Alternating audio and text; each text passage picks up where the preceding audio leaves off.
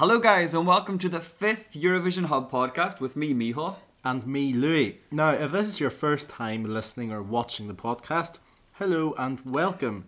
If you stumbled upon us by accident, please stay, because basically you're about to hear two Irish boys talk about Eurovision for the next wee while. Yes, all aboard, the Eurovision 2018 season is officially here. Do you get it? Like, all aboard, because I'm telling people to get on board the 2018 boat, and it's the slogan for next year. No? No, not quite. Awkward. Okay, anyway, we already have artists selected for the 2018 competition from Finland, the Netherlands, Azerbaijan, Austria and Belgium, and we also have the slogan and the theme as well, which was actually greeted with quite a mixed response from the fans. So let's cut no corners, Louis. All aboard, ahoy I like it, or man overboard? What do you think? Well, so I don't really look at the logo or the slogan for Eurovision. I'm not really that interested in that part of the aspect. I like the music and I like the contest, so I'll let you take the helm this time, I think. Okay, do then. Do you see what I did? Take the helm. No. Take the what? Take the helm. I've got no idea what that is. When someone takes over, Louis! someone else is taking the helm. I'm recording.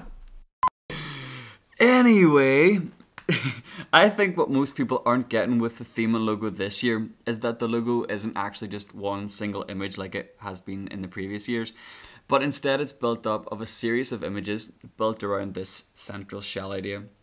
So through lots of different logos, the creative concept portrays key themes such as tolerance, diversity and respect. All of the different logo variations are designed around the concept of the varying life in oceans, which depict the wonders of a floating world, and with Portugal being a country that has always connected Europe to the rest of the world through the ocean, I think it's a really smart concept and I love the thinking behind it this year, and I think it's a really special tribute to Lisbon's historical sea trade fame. So, now that I've told you a little bit about that, what do you think? Well, I don't know if I like the fact that it's one logo with another 12 versions around No, it's it. 12 logos is one logo. No, the main logo depicted as shell will be used along 12 other versions. Yeah, so there's one of like a jellyfish as well, and that can be used as one. See, this is what I mean, people aren't understanding. It's like... So it's not a logo though, it's... Okay, there's not just one. Well, the jury's still out on that, but I think the concept's a good idea. The whole it's very year, smart. 2017 is all about ocean rescue. You know, everyone's trying to protect the ocean, protect the water, sea level. Anyway. It's all about global warming and about sea level and stuff like that. So it is quite fitting. I know we don't want to go down that route. We don't want to. But it's very relevant, and I think that it's quite fitting that it's been used in Portugal because, as you all know, geographically it is by the ocean. Yep. Can't argue with that. It's a fact. Anyway, also another fact ties in nicely. Did you know that the Eurovision red carpet event will actually feature a blue carpet to reference the ocean? I do. That's actually cool, isn't it? Yeah, I really do like that. As you said, 2018, the Eurovision season is here. Way. And it has been confirmed that we'll have 43 countries in Lisbon. Yes. Equaling the biggest number of participating countries set in Belgrade in what year? 2018? No. I'm not okay. 2008. 2008 and Dusseldorf. 2011. Yes. After weeks of us wondering whether we would be saying goodbye to my favourite Macedonia, it has been confirmed that they will actually be taking part after all, to my disappointment. Yeah, when I heard that I was thinking that too. But we'll talk about that a little later. So 43 countries also means that we'll be saying hello again to... Russia! Yes, Russia. Yeah, so welcome back, Russia. So if you've listened to our last podcast, podcast 4, you will be up to date with why Russia didn't take part in the 2017 contest. If you haven't listened to it, we suggest that you do, so that you're up to date with everything to do with Eurovision and this situation, because it's quite important. And obviously we talked about Russia not being there. And we also mentioned in earlier podcasts that I would like to see Macedonia maybe not being there. Yeah. And for a couple of weeks it looked like my wish actually came true. Maybe they listened to us and they thought, maybe that's a good idea, Louis. Maybe they did. So, as you said a little earlier... Earlier? What accent was that? As you said a little earlier, Russia are back, and let me tell you why I'm happy. Because Russia always give me the impression that they want to win. They're almost, like, desperate to win every year. And if you listen to our previous podcasts, which we keep telling you to do, so you probably should. I don't think you've mentioned we haven't told you to do that, but I really appreciate it when a country or a delegation turn up to the contest and they're like, hey, I'm here to win, try steal it from me. And that's exactly what Russia does every year. It's like winning the Eurovision to them seems like a national priority. For example, back in 2009, when they hosted it, Vladimir Putin turned up to the rehearsals and everyone was like, what? And so Russians explained to journalists and stuff why there was such a fuss and why he was there. And it's because the Eurovision to them was an event of high importance for the country, and he also wanted to make sure himself that this would be a show that would promote Russia, show them in a good light, and really show Europe what Russia can do. And they sure did. What a show that was that year. Yeah, it really was. But on that point, when you mention about really going there and try and steal this from me. Yes, like that's what Macedonia don't do. Okay. And that's what I wanted to say. If the last 10 times they've tried to enter the competition, they've only qualified once out of 10. That's poor. And their songs, it's not like it's an injustice. You know, you've seen some of the reaction videos. Yeah. I feel like we're advertising the Eurovision Hub a lot today. Yeah. But in some of our reaction videos, check out the reaction videos. We've talked about injustices at Eurovision, and for some reason, Macedonia they aren't an injustice either. They're just not good enough, and they don't come to the contest saying, "I'm going to win this. Try and beat me." No, they don't. You're right. This year, their music video was good, but it fell apart on stage. I think. Wow, that was harsh. Sorry. But anyway, we welcome Russia back with open arms due to their passion for the contest. Yeah, so welcome back, Russia. But that's not to say that I've loved any of their songs recently. To be honest, I don't actually ever really like the Russian songs. So I loved the staging for 2016 for You Are the Only One.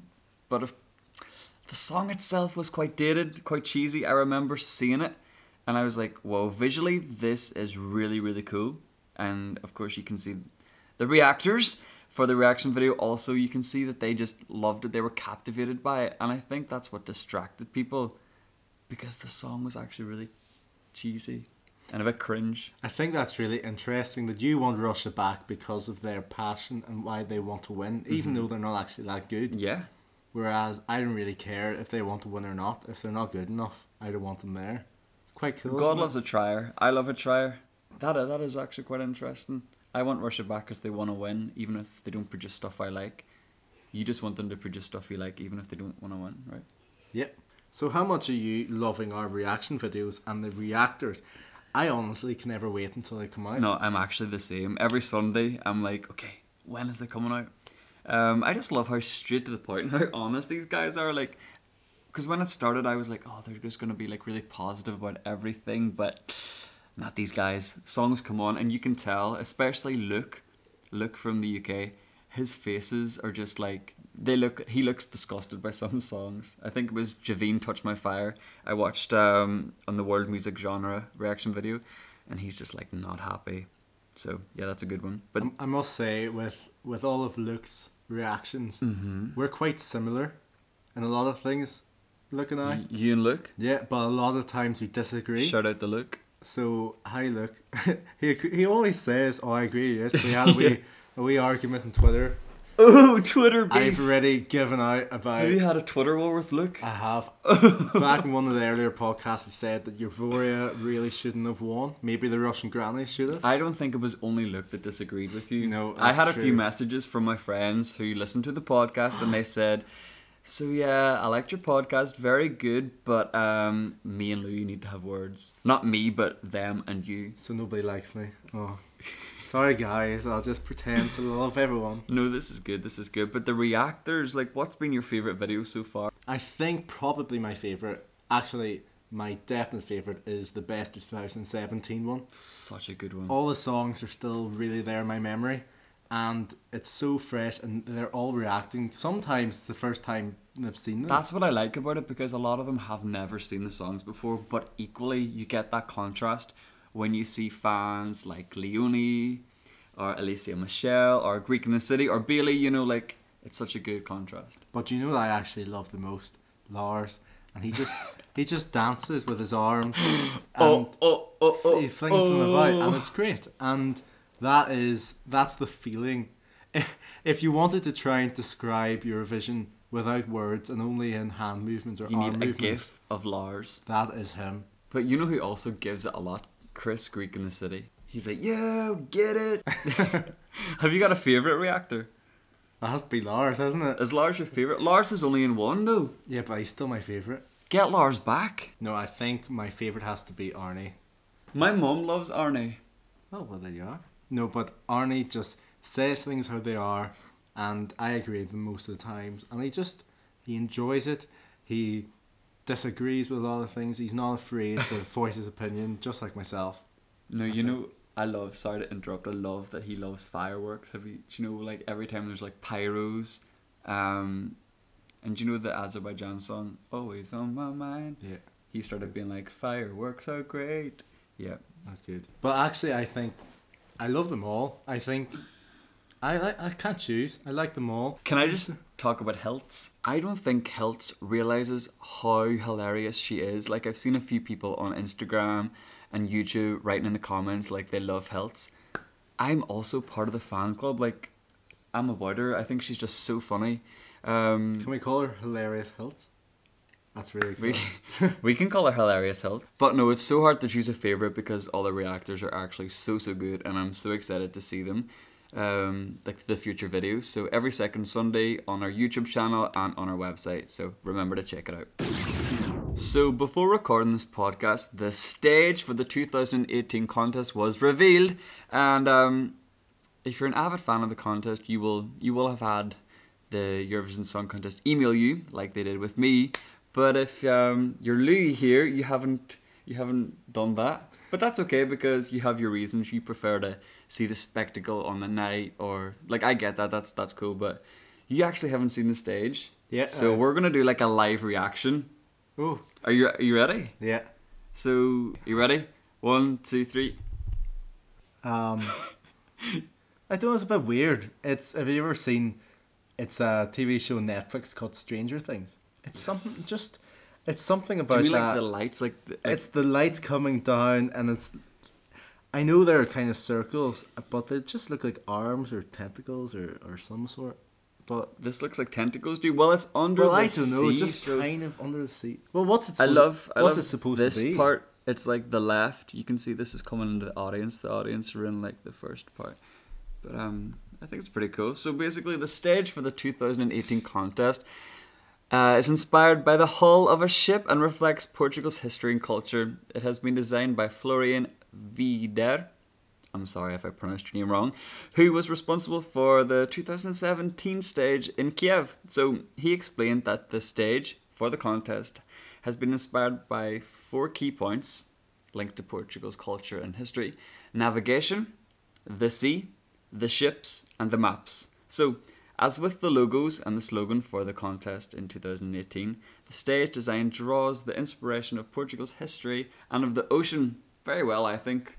So, now looking at it again after me giving you that little bit of background, do you see my boat? No. I kind of see this here thing going on in the middle, but I thought that was kind of like a fish's, like, that could be a skeleton. fish. Do you think that, like, all the... I'm not sure if that's like a permanent or is that fixture. supposed to be the boat hull? But I don't know what the circles are doing. What's, like... We'll see. What I read on Twitter today, so I don't know if it's real or if it's not, but apparently this is just like an image. They're not showing you, or not you, but they're not showing us what the stage can do. So I don't know what they mean by that. But do you think it can move like a ship? I have a feeling that it's gonna like. Are they gonna have water around the place? No, I think that these 3 giant circles are possibly gonna move. That's like something like Stargate. It is. It's very futuristic. Like a time machine thing. I wasn't expecting this because before the contest, people were saying that Portugal's going to be really, not cheap, but cheap in a good way. They're going to be cost efficient, but this looks good. I mean, they've had a good number of years to actually prepare for this. It's not like they won last year or anything. No. Or like Sweden in the last couple of wins, but I'm excited to see what this does. if it moves, I'm definitely excited. But you know what they don't have? Is there anything? So let me find another stage for you. That's the 2011 stage. Oh, I know what's missing. What's missing? A screen. Yes, they haven't got a screen. They haven't got a screen. It's just... What's going to happen? Well, this is what I What mean. if Sweden bring a nice radio-friendly song again? Well, see, here's what I was thinking. They can't. They can, but only the countries with more money and who can afford it can now bring on the props. So, but I mean, for example, Loreen, 2012, she didn't have a graphic. It was like basically She didn't dark. even have shoes. Who else out of winners? Salvador. The guy didn't even want graphics. He just had to settle for trees, so he didn't have a screen. So you don't need a screen. Well, this is the thing. This is probably going to put it into practice. Like, maybe you don't need the graphics. They're amazing for the like television aspect of things, like to watch as a viewer. But maybe you don't need it. So this will be a good test. But from this image, these just look like lights. They don't look like the screens that Stockholm had or Ukraine had. How much do you think a stage plays into a country's hand? So for this example, okay. So if you're a country who started national selections early and started, finding who they want to do, what song they want to do, and a stage comes out, maybe it's really small, maybe it's really big, maybe there's no screen. Mm-hmm. Do you have to then change who you're going to send, or if you thought you're going to send because of the stage? Like, what if that's a huge stage and you're planning to just bring one person to sing a wee ballad? You're not going to see them. It's going to be like a small fish in a big ocean. You did all that just to say that, didn't you? Yeah.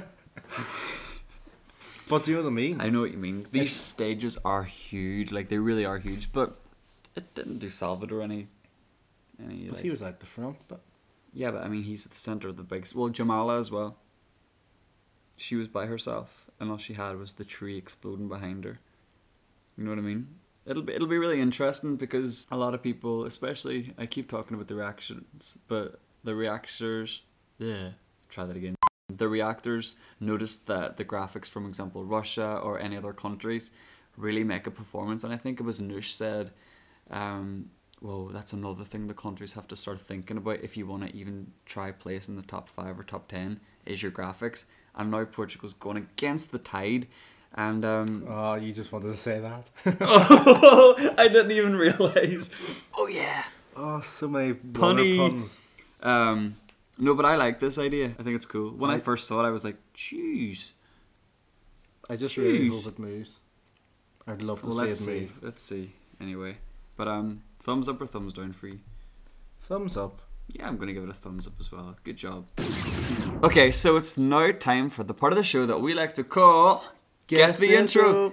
Every time. So good. Okay, so you're up first. Great. Like to guess. So basically, if you haven't listened to the previous podcasts, Guess the Intro entails... guessing the intro. To Eurovision songs. Yeah. So, let's go. Song number 1.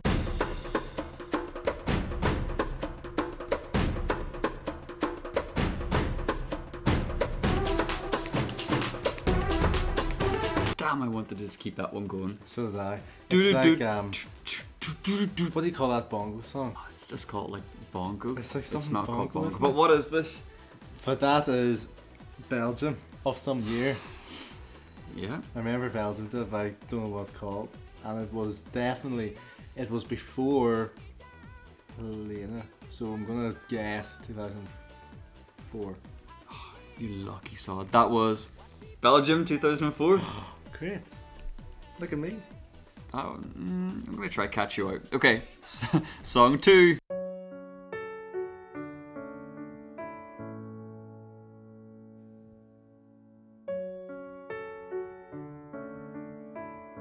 So... Yeah, I know this. It's Norway.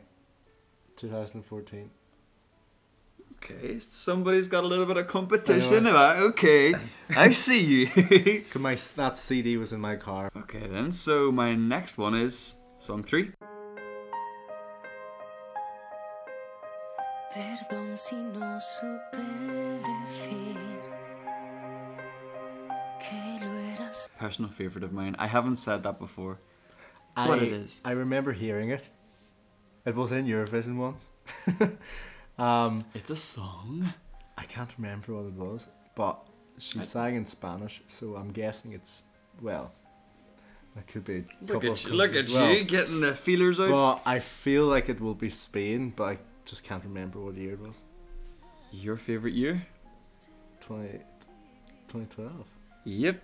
Spain 2012. Well, obviously. Go, you go say it. Quédate conmigo. No, that was good. I'm going to keep that. No, it's Quédate conmigo. No.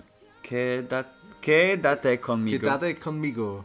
So good. Okay. That definitely. 3 out of 3? Well, two Nah, and a half. 2 out of 3. Two and a quarter. No, 2 and a third. No, man, that's too technical.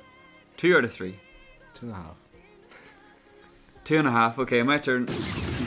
Okay, so your turn, and this is number 1. Okay.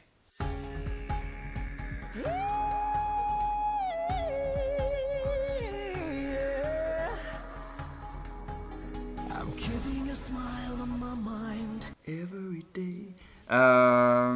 Romania, 2006. Tornado. Oh, I just remembered that's the year you went. That to was the Eurovision. year I was there. If you didn't know that already, How did I forget that? yeah, that was the year I went. In case nobody knew, I was there I picked the wrong in year. Athens. Remind me never to use 2006. Yeah, because I was there, just in case you didn't know. Okay, so number 2.